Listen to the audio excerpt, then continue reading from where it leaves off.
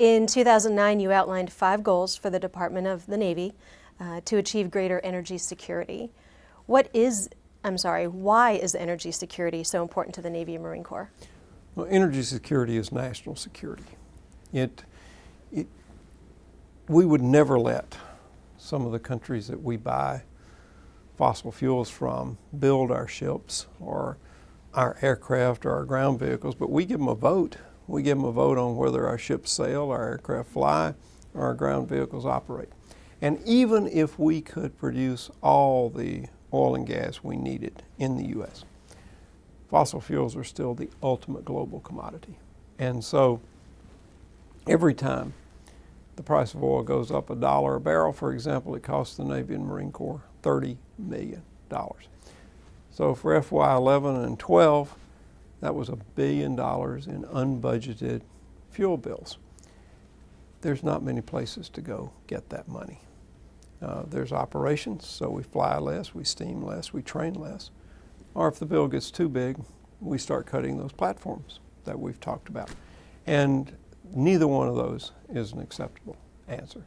So the push for different energy, push for different kinds of energy, how we get it, how we use it, is for one reason, and that's to make us better warfighters.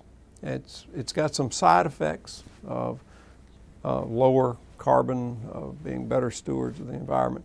But those are definitely side effects. It's to make us better warfighters. That's the only reason that we're doing it. That's the only reason for the Navy and for the Marine Corps. The cost of not doing it, for example, for the Marines, at the height of the fighting in Afghanistan, for every 50 convoys of fuel that were being brought in, we lost a Marine, killed or wounded. That's too high a price to pay. That's why we're doing it. Thank you. What are some of the key energy initiatives from the Navy and Marine Corps that are helping the department achieve your energy goals?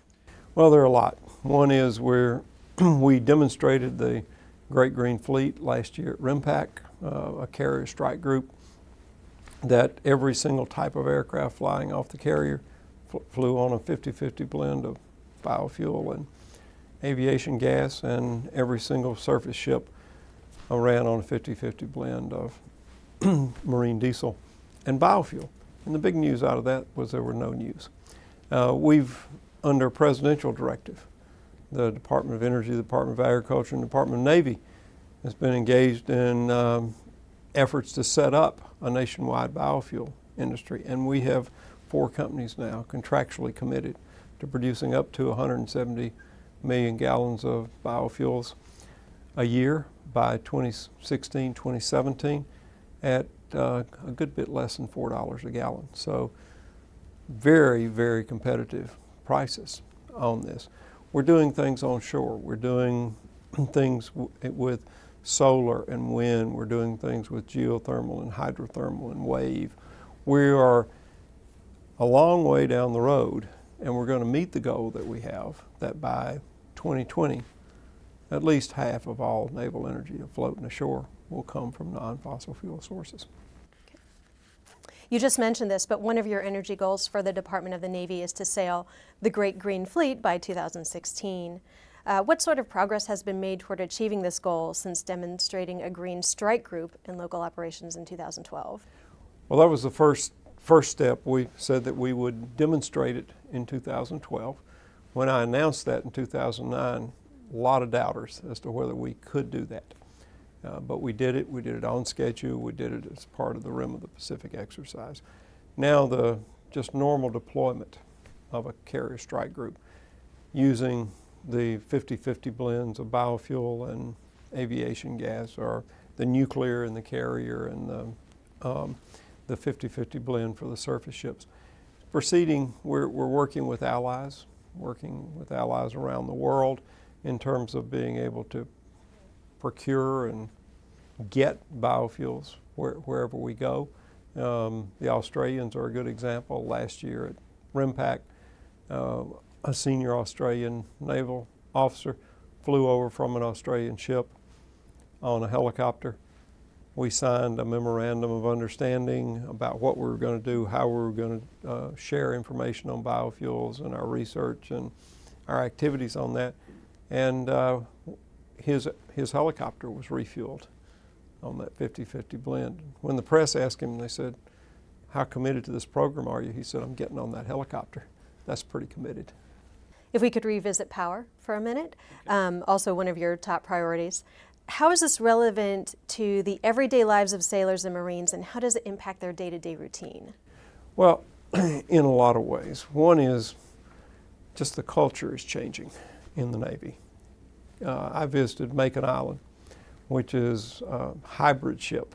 It's got an electric drive for speeds under 12 knots, normal drive for speeds over 12 knots.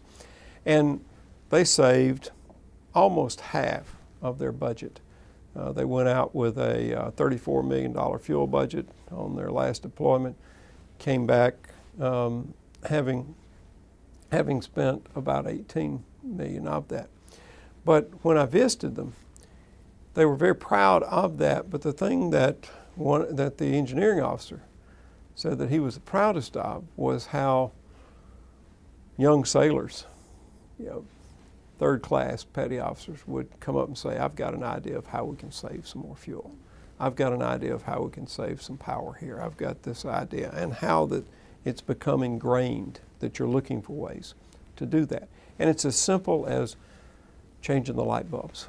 Instead of using the regular kind of bulbs, we put these LED bulbs in. That can save 1 or 2% on the total fuel bill.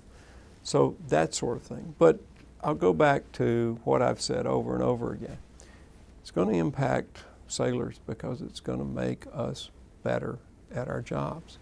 It's going to make us less dependent on foreign sources of fuel. And it's going to take us out of the big price spikes. The price spikes, the shocks to the system.